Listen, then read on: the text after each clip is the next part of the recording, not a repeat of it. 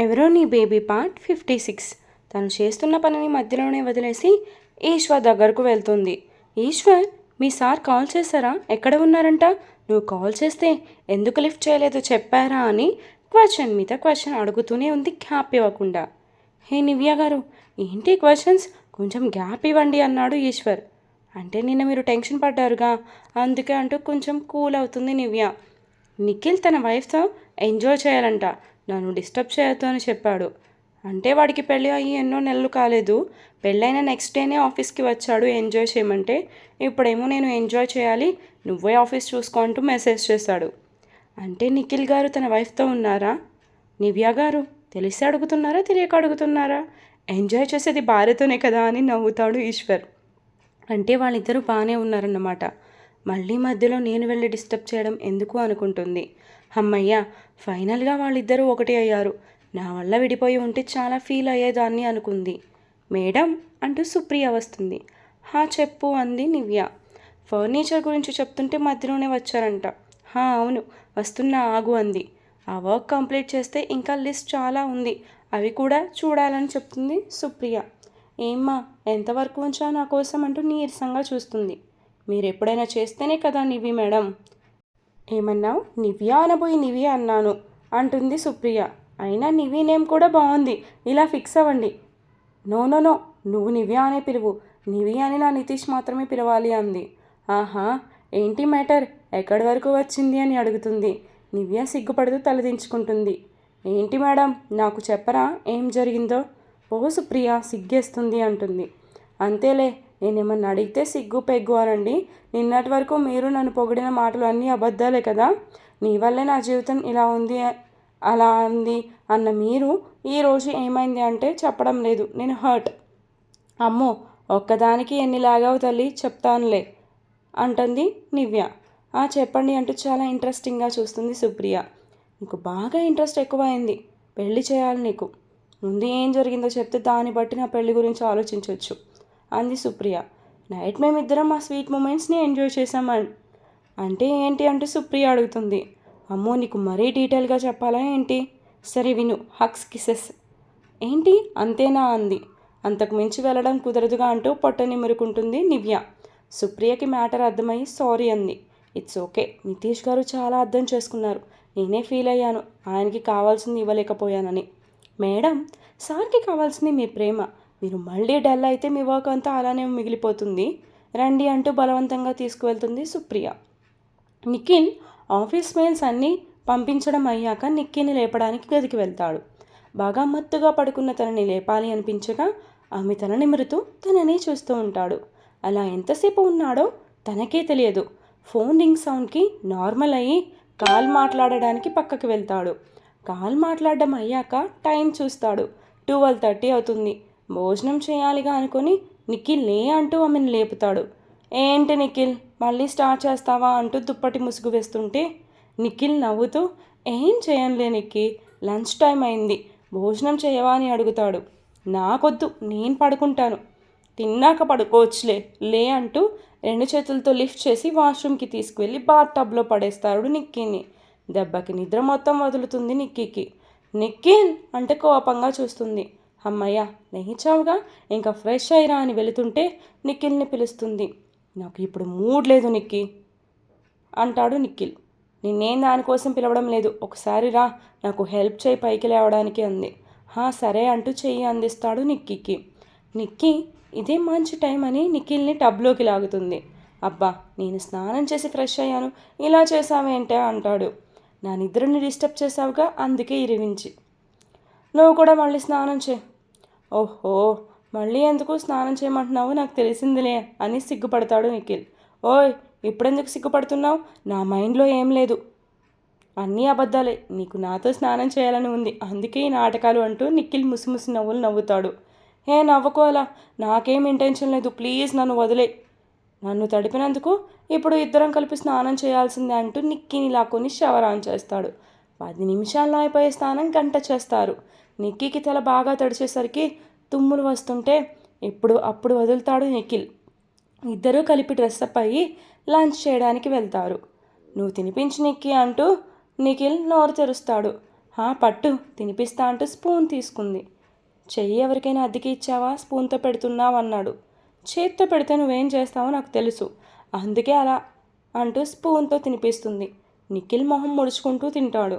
మరి నాకు పెట్టు అని నోరు తెరుస్తుంది నిక్కీ. స్పూన్తో తిను అంటూ నిక్కీ చేతిలో ఉన్న స్పూన్ని తన నోటి దగ్గర పెడతాడు. నాకు తెలియదా ఇలా తినాలి అని నవ్వుతూ తను కూడా తినడం కంప్లీట్ చేస్తుంది. ఇద్దరు లంచ్ కంప్లీట్ చేసి ఏం చేయాలా అని ఆలోచిస్తుంటారు. నిఖిల్ మూవీకి వెళ్దామా? 3 hours వేస్ట్, ఈ మధ్యలో నాకు రొమాన్స్ చేయాలనిపిస్తే ఎలా అంటాడు నిఖిల్. థియేటర్ నుండి ఇంటికి రావాలన్నా లేట్ అవుతుంది. యూ ఇడియట్ నీకు అదే పని అంటూ కొడుతుంది. ఈ రోజుకి మాత్రం ఇదే పని, ఎందుకంటే రేపటి నుండి ఆఫీస్ ఉందిగా అన్నాడు. ఆహా, అయితే నన్ను పట్టుకో అంటూ ఇల్లంతా పరిగెత్తిస్తుంది నిఖిల్ని. ఇద్దరూ అలా సరదాగా ఆడుకుంటూ రూమ్కి వెళ్ళిపోతారు. ఇన్ని రోజుల నుండి బ్యాలెన్స్ ఉన్న వర్క్ మొత్తం ఒకదాని తర్వాత ఒకటి చేస్తూనే ఉండేసరికి నివ్య వర్క్ అయ్యేసరికి చాలా లేట్ అవుతుంది. నివ్య ఎప్పుడు వస్తుందా అని నితీష్ కాలు కాలిన పిల్లిలా తిరుగుతూనే ఉంటాడు. నైట్ 9కి వస్తుంది నివ్య రూమ్కి. ఆమెని చూడగానే ఏంటి నీవి లేట్ అంటూ హక్ చేసుకుంటాడు. వర్క్ ఎక్కువైంది అంటూ తల పట్టుకుంది. అది ఓకే అంటూ ఆమెని చైర్లో కూర్చోపెడతాడు. అంటూ నితీష్ మీద పడిపోతుంది. నివ్య కళ్ళు తెరువు అంటూ ఆమె చెంపల మీద తడతాడు. నివ్య ఎంత పిలిచినా పలకదు. ఏమైందో అని టెన్షన్తో చెమటలు పడతాయి నితీష్కి. వెంటనే తనని హాస్పిటల్కి తీసుకువెళ్తాడు. నిక్కీ, నిఖిల్ ఇద్దరు హాల్లో ఒకరి ఒడిలో ఒకరు కూర్చొని స్నాక్స్ తింటూ కబుర్లు చెప్పుకుంటూ టీవీ చూస్తుంటారు.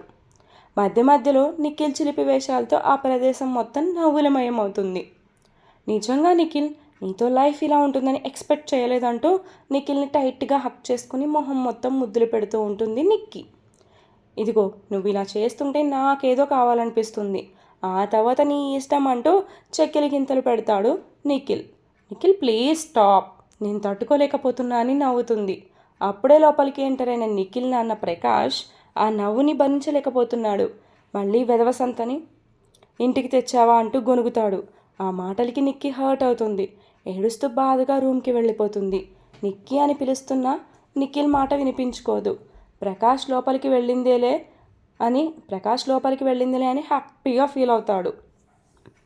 ప్రకాష్ గారు ఏదో విజయం సాధించాను అన్నట్టు నిక్కీ వెళ్లే వైపు చూస్తుంటే డాడ్ అని గట్టిగా అరుస్తాడు నిఖిల్. వాట్ నిఖిల్ అంటూ రెక్లెస్గా చూస్తాడు. ఎందుకు డాడ్ నిక్కీని ఏదో ఒకటి అంటారు? ఇంకా చాలు, ఇక నుంచైనా తనని అసహించుకోవడం ఆపండి. నో నిఖిల్, నేను అలా ఉండలేను. ఆ అమ్మాయి నా కంటికి కనిపిస్తే నేను ఇలానే మాట్లాడతాను అని అరుస్తాడు ప్రకాష్. డాడ్ నిక్కీ తప్పు ఏం లేదు, మొత్తం నేనే చేశాను అంటాడు.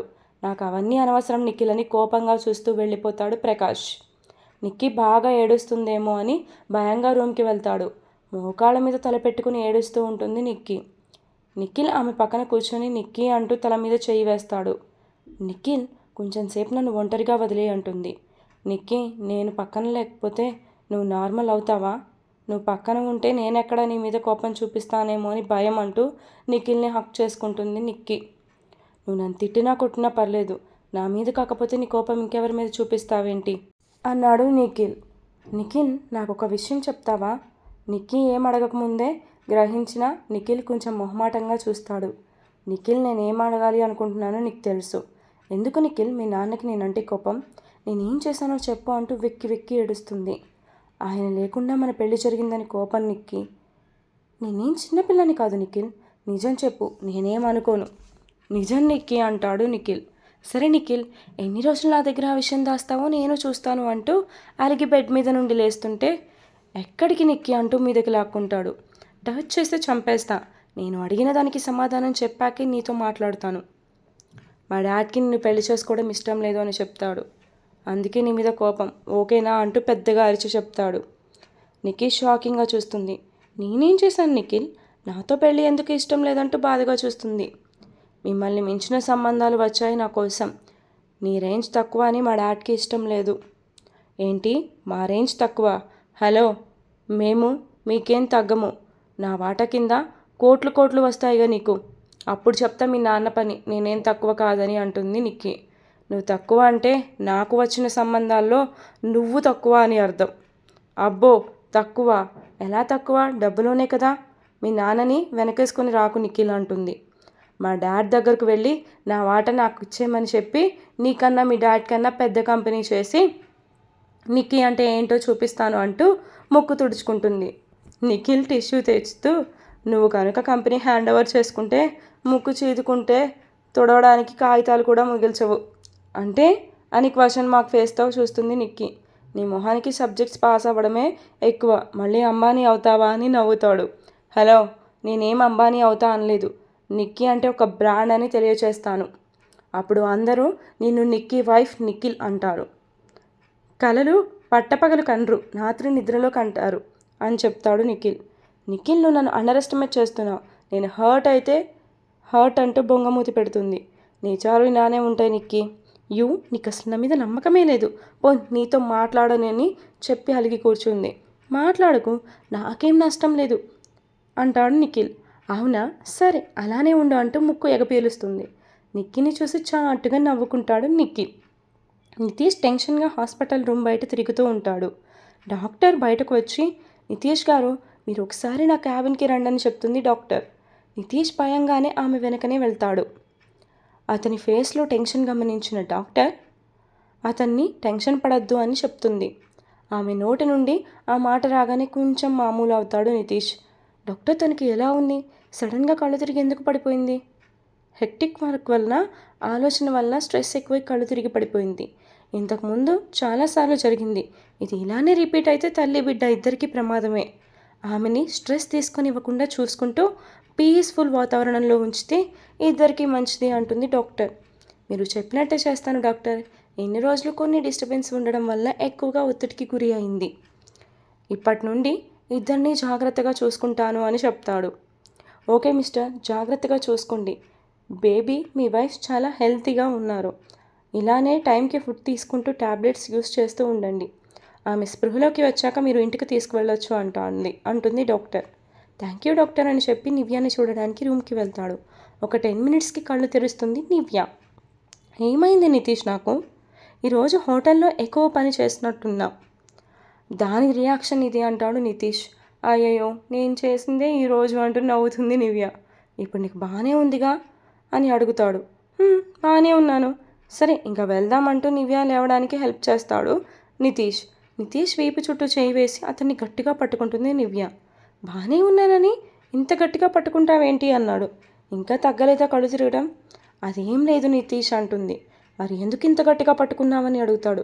నా మొగుడిని హక్ చేసుకోవాలి అనిపించి పట్టుకున్నా. నీకు ఇష్టం లేకపోతే పట్టుకోనిలే అంటూ నితీష్ చుట్టూ ఉన్న తన చేతులని వెనక్కి లాగుతుంది. నివ్యకి తన మీద ఉన్న ప్రేమను చూసి మురిసిపోతూ ఆమెని 2 చేతులతో లిఫ్ట్ చేసి రూమ్ బయటకు వెళ్తాడు. హాస్పిటల్లో ఉన్న వాళ్ళంతా నివ్య వాళ్ళని చిత్రంగా చూస్తుంటే నివ్య సిగ్గుపడుతూ, నితీష్ నన్ను దించు, అందరూ మనల్ని చూస్తున్నారు అంటుంది. చూడనివ్వు, నాకేం పర్లేదు, నాకు కిస్ చేయాలి అనిపించినా చేసేస్తా. నితీష్, అలాంటి వేషాలు వేసావనుకో కొట్టేస్తాను నిన్ను అంది. అయితే కొట్టు చూద్దామంటూ నివ్య పెదవులని తన పెదవులతో మూసేస్తాడు. నివ్య కళ్ళు షాక్తో పెద్దవి అవుతాయి. అక్కడ ఆల్మోస్ట్ అందరూ ఓల్డ్ పీపుల్ ఉండటంతో అందరూ సిగ్గుపడుతూ ఉంటారు. నిఖిల్ సరదాగా నువ్వు మాట్లాడకపోయినా పర్లేదు అంటే నిక్కీ ఆ మ్యాటర్ని సీరియస్గా తీసుకుంటుంది. డిన్నర్కి వస్తుందేమో అని చాలాసేపు చూస్తాడు. ఎంతకీ రాకపోవడంతో తనే ప్లేట్లో పెట్టుకొని నిక్కీ దగ్గరకు వెళ్తాడు. డోర్ చప్పుడు వినిపించగానే నిక్కీ గట్టిగా కళ్ళు మూసుకుంటుంది. చేసిన యాక్టింగ్ చాలు మేడం, భోజనం తెచ్చాను అన్నాడు. లేచి తిను అంటూ ఆమెను లేపుతాడు. నిక్కీ నాకు వద్దు అంటూ వేరే వైపుకు తిరుగుతుంది. ఏంటి నిక్కీ, అలిగావా? ప్లీజ్ తిను అంటూ సాడ్గా అడుగుతాడు. నీకెందుకు, నేను తినకపోతే పో ఇక్కడ నుండి అంటూ మూతి ముడుస్తుంది. ఇదిగో, నువ్వు ఇలా మూతి తిప్పితే కష్టం. భోజనం చేయకుండానే వేరే భోజనం స్టార్ట్ చేస్తాను అంటాడు నిఖిల్. నాతో మాట్లాడవు కానీ భోజనం తినిపిస్తావా? నాకేం వద్దు. నేను అనేది తినే భోజనం కాదంటూ కన్ను కొడతాడు నిఖిల్. నిఖిల్, నువ్వు మరీ అంటూ గుండెల మీద కొడుతుంది. అనవసరంగా గెలికావు నిక్కీ నన్ను. ఇప్పుడు ఈ భోజనం మీద ఇంట్రెస్ట్ పోయింది అంటూ ప్లేట్ని పక్కన పెట్టి నిక్కీని బెడ్ మీదకు తోసి ఇద్దరికి బెడ్షీట్ కప్పేస్తాడు నిఖిల్. ఈరోజు ఎపిసోడ్ ఇంతటితో కంప్లీట్ అయిపోయిందండి. For more updates to follow me story continuous. కష్టాలన్నీ తీరిపోయి వీళ్ళంతా ఎంజాయ్ చేస్తున్నారు. ఇప్పుడు ఏం బ్యాడ్ లక్ వస్తుందో వీళ్ళకి నేనైతే చెప్పలేను. అండ్ స్టోరీ అయితే ఆల్మోస్ట్ ఎండ్కి వచ్చేసింది. మేబీ ఇంకొక 10 పార్ట్స్ ఉండొచ్చేమో, అంతే. 10 పార్ట్స్ ఉంటాయి. ఇది ఏంటి 55th ఎపిసోడా? నాకు కూడా గుర్తులేదబ్బా. 56 or 57 ఎపిసోడ్ స్టార్టింగ్లో ఉంటుంది కదా. సో 56 ఎపిసోడ్ అయితే ఇంకొక 10 ఎపిసోడ్స్ ఉంటాయి అంతే. స్టోరీ అయితే త్వరలోనే కంప్లీట్ అయిపోతుంది. అండ్ నెక్స్ట్ అయితే ఇంకో స్టోరీ ఖచ్చితంగా స్టార్ట్ చేస్తాను. ముందు నీతోనే అన్ని కంప్లీట్ చేశాకే నెక్స్ట్ స్టోరీ.